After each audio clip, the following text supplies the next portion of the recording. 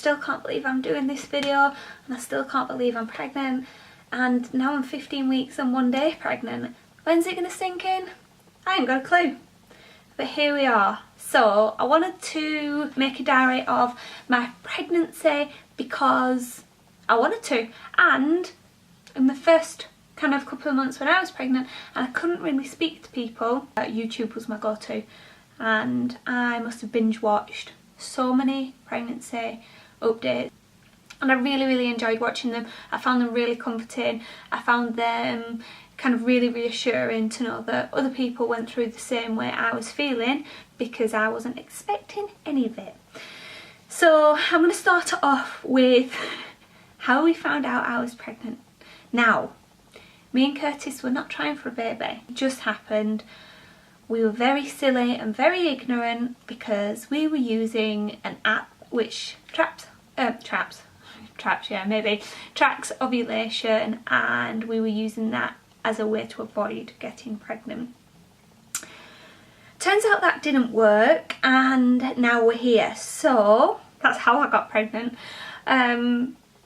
So in the first couple of weeks of January I was really poorly. The doctors said that I had the Australian flu, which looking back now I think it was normal flu mixed with being pregnant, or the first couple of weeks of pregnancy, because I had all the flu symptoms, and once they started to go away, like like my chest infection started to lift, like all the stuffiness went, the headaches went, etc.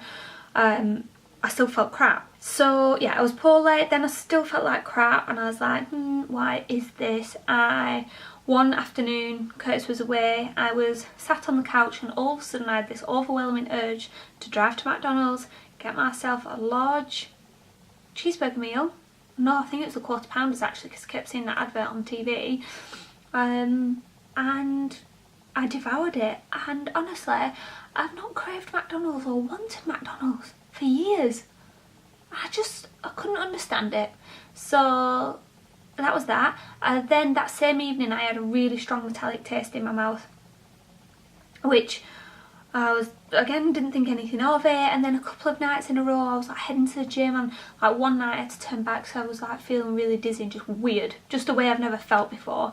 Still didn't put two and two together until I was late for my period.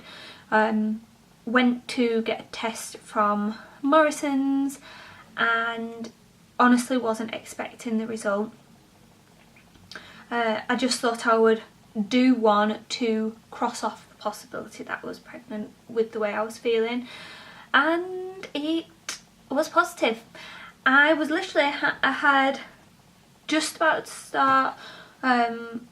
start cooking dinner for my friend who was coming over. It was about 5 to 7, she was due at 7, and I found out I was pregnant, and I was bawling my eyes out. It was such a shock to the system because it literally just was the last thing that I was expecting. Also, to make matters worse, Curtis was away. He'd literally just gone away, and he was going to be away for a month, so I was kind of just wishing he was there with me. And yeah, so that's how I found out I was pregnant.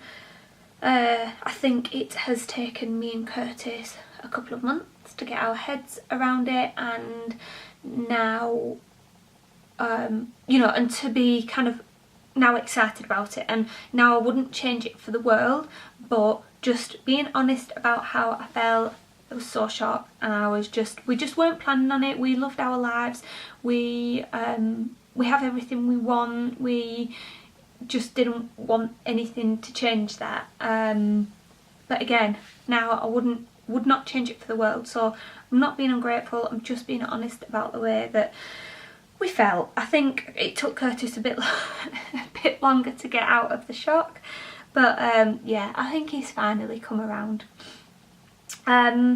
Sorry if I keep looking at my phone, but I just kept notes each week so that I could do this video. Okay, so symptoms. The lovely symptoms of the first trimester.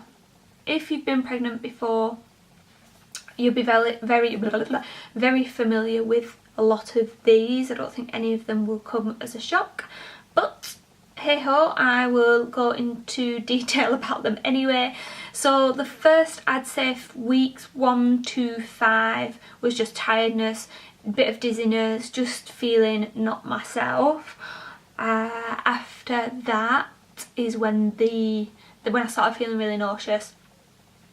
That then didn't, I reckon that started around week 5, week 6, and that has only just finished at the end of week 14.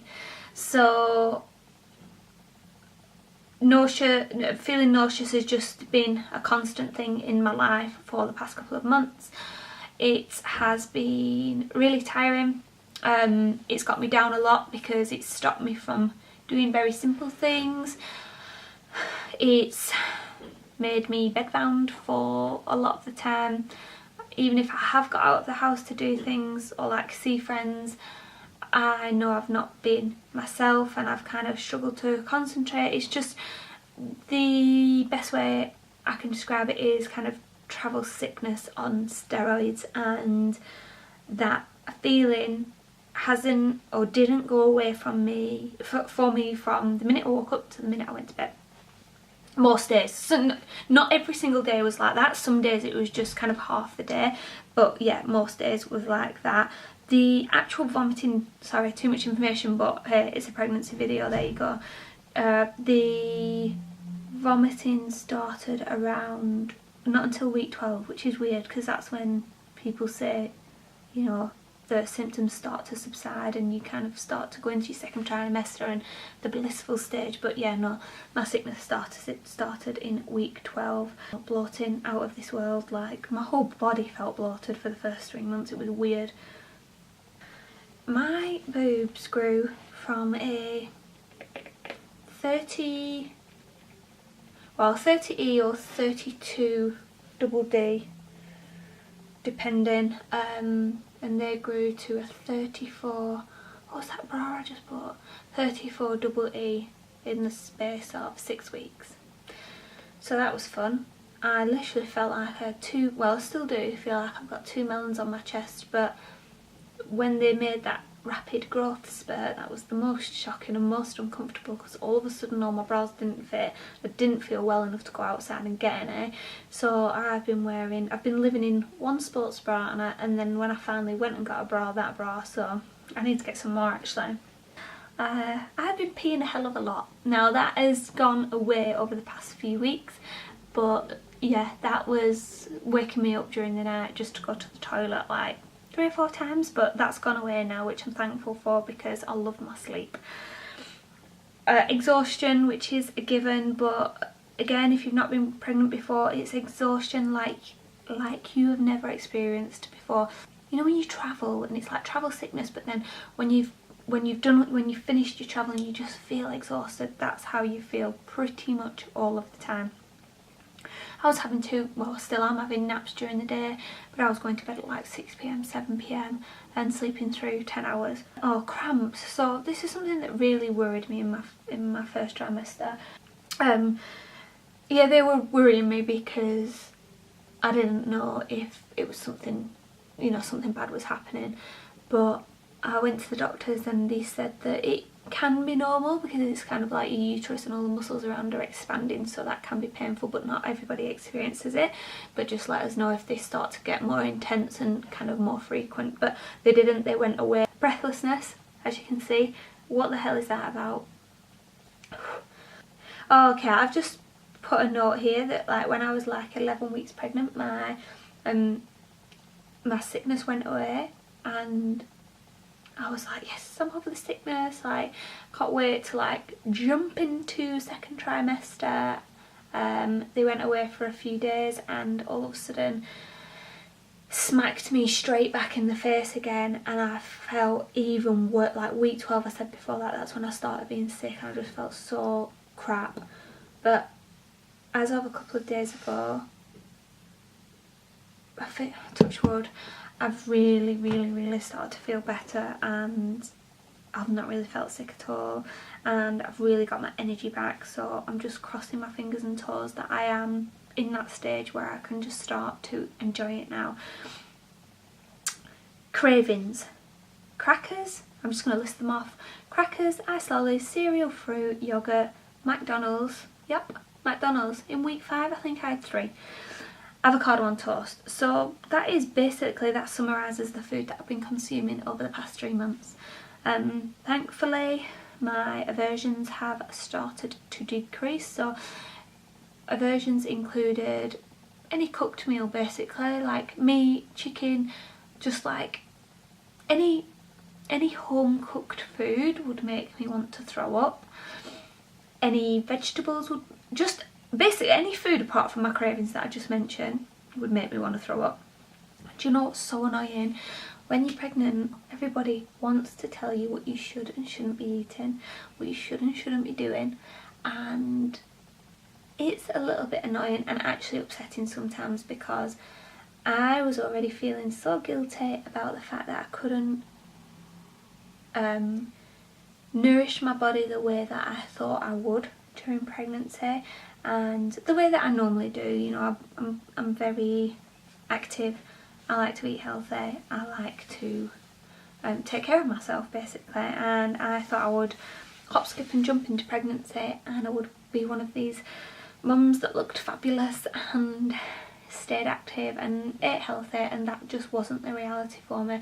What was most important for me was eating foods that didn't make me want to vomit, didn't make me actually throw up, and just made me feel okay for a little bit. And I had one girl tell me that I shouldn't be eating more than 200 extra calories a day. I mean, who comes up with this stuff? With all due respect, like, I'm going to listen to my body about what it wants, what it doesn't want, and you have no idea whether you've been pregnant or not. You have no idea how I'm feeling, because every pregnancy is different, and just understand that the worst thing you can say to someone when they are eating for 7 rather than eating for 1 or 2 is, oh, you should only just be eating an extra 200 calories today. Shut up, just shush, just keep your opinions to yourself. The same goes for people who try to tell you what you should be eating.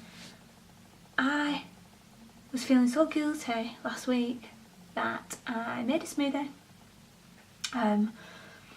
with loads of like goodness in spinach, loads of different fruits, etc. And 20 minutes later I threw it back up, and not only did I throw that up, I threw up the malt loaf I'd eaten just before that, and a full pint of water that I'd had, because that was what was all in my stomach, and I ended up throwing it all up. So again, unless you're me, don't take this the wrong way, by the way, but just be very sensitive around somebody that's pregnant. The hormonal, the emotional, and like I said, for me, I was already feeling guilty about the foods that I've not been able to eat and the foods that I am eating. Regarding the gym, on and off really for the past 3 months. Some weeks I was able to go like 3 or 4 times, some weeks I didn't go at all, but as of a couple of days ago, I just woke up, I woke up 2 days ago just feeling like I had so much energy, and like almost made me cry because I just felt so relieved to be out of the place where I had been. And the first thing I did was get to the gym, and I did like an amazing leg session. And then of course the only other thing that happened in the first 12 weeks was our 12-week scan.